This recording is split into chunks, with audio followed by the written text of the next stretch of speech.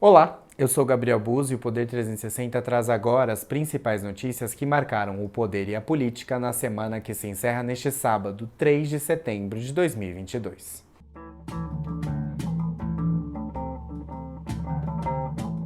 A semana começou com o primeiro debate presidencial realizado no domingo, 28 de agosto, em conjunto pelas emissoras Band e TV Cultura, o portal de notícias UOL e o jornal Folha de São Paulo. O encontro foi marcado pela pauta feminina, além do combate à fome e à corrupção. A pauta feminina ganhou destaque depois de o presidente Jair Bolsonaro, do PL, subir o tom contra a jornalista da TV Cultura, Vera Magalhães. Durante o debate, a jornalista questionou Ciro Gomes, do PDT, sobre a vacinação no Brasil e disse que o presidente espalhou desinformação sobre vacinas durante a pandemia. Ao comentar a fala de Vera Magalhães, Bolsonaro disse que ela era, abrem aspas, uma vergonha para o jornalismo brasileiro, fecham aspas. A fala do presidente, então, virou tema das declarações das candidatas à presidência. Simone Tebet, do MDB, afirmou que o presidente demonstrou falta de respeito. Soraya Tronic, do União Brasil, falou logo em seguida e também criticou Bolsonaro, que segundo ela é, abrem aspas, tchutchuca com os outros homens, fecham aspas, e, abrem aspas, tigrão, fecham aspas, com mulheres. A menos de 30 dias do primeiro turno, candidatos correm para conquistar mais eleitores. Nesta semana, o ex-presidente Luiz Inácio Lula da Silva, do PT, revidou críticas de Bolsonaro relacionadas à corrupção. Prometeu criar o Ministério da Segurança Pública e disse que tentará consumar o acordo comercial entre Mercosul e União Europeia. Jair Bolsonaro, do PL, afirmou que seu governo evitará abrir novos concursos públicos se reeleito e criticou Moraes por criar, abrem aspas, uma inteligência paralela, fecham aspas. O presidente declarou que pretende participar de mais debates. Ciro Gomes disse não cogitar, abrem aspas, sequer mentalmente, fecham aspas, apoiar Lula em um eventual segundo turno entre o petista e Bolsonaro, e propôs moratória das dívidas dos estados com a União.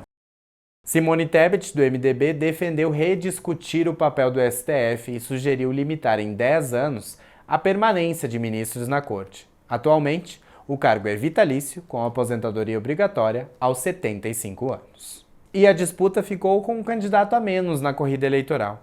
O TSE indeferiu a candidatura de Roberto Jefferson, do PTB, condenado em 2012 no caso do Mensalão. E o TSE, Tribunal Superior Eleitoral, proibiu, por unanimidade, o porte de armas em um raio de 100 metros dos locais de votação. A medida começa a valer 48 horas antes do dia das eleições e segue valendo por 24 horas depois de encerrados os turnos. A exceção: integrantes de forças de segurança, como policiais militares, que estiverem trabalhando podem entrar nos locais de votação armados, desde que autorizados pelas autoridades eleitorais competentes. Celulares também serão proibidos na cabine de votação. Na economia, notícias boas. A taxa de desemprego caiu para 9,1% no trimestre encerrado em julho de 2022. Essa é a menor taxa desde o período de outubro, novembro e dezembro de 2015, quando também foi de 9,1%.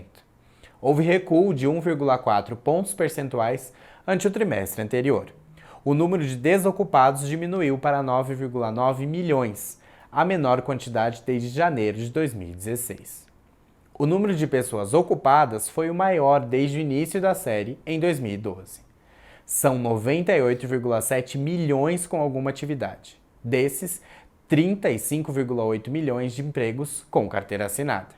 Alta de 10% em um ano. Já o PIB cresceu 1,2% no segundo trimestre de 2022. O resultado foi acima das expectativas ante o período anterior. Foi o quarto resultado positivo seguido. O PIB, Produto Interno Bruto, é a soma dos bens e serviços produzidos no país. Levantamento feito pela Austin Rating mostra que o Brasil teve a 7ª alta do PIB mundial. Cresceu mais do que México, França e Alemanha no segundo trimestre. Os Estados Unidos e a China recuaram no período. O cenário para a sucessão presidencial seguiu estável depois da primeira semana de campanha e do início da propaganda eleitoral, segundo dados do Poder Data divulgados nesta semana. Lula, do PT, aparece com 44% dos votos. Bolsonaro, do PL, 36% no primeiro turno. O petista manteve o percentual de 2 semanas atrás. O presidente variou 1 ponto percentual para baixo. A diferença que os separa é de 8 pontos percentuais. Ciro Gomes, do PDT, marcou 8%, oscilando 2 pontos para cima.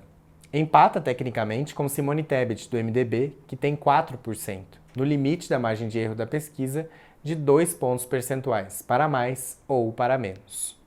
O candidato Emael, do Democracia Cristã, marcou 1% nesta rodada.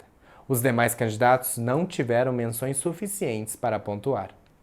Em um cenário de segundo turno, Lula tem 50% contra 41% de Bolsonaro. A pesquisa foi realizada por meio de ligações para telefones celulares e fixos. Foram 3.500 entrevistas em 308 municípios nas 27 unidades da federação, de 28 a 30 de agosto de 2022. A margem de erro é de 2 pontos percentuais, para um intervalo de confiança de 95%.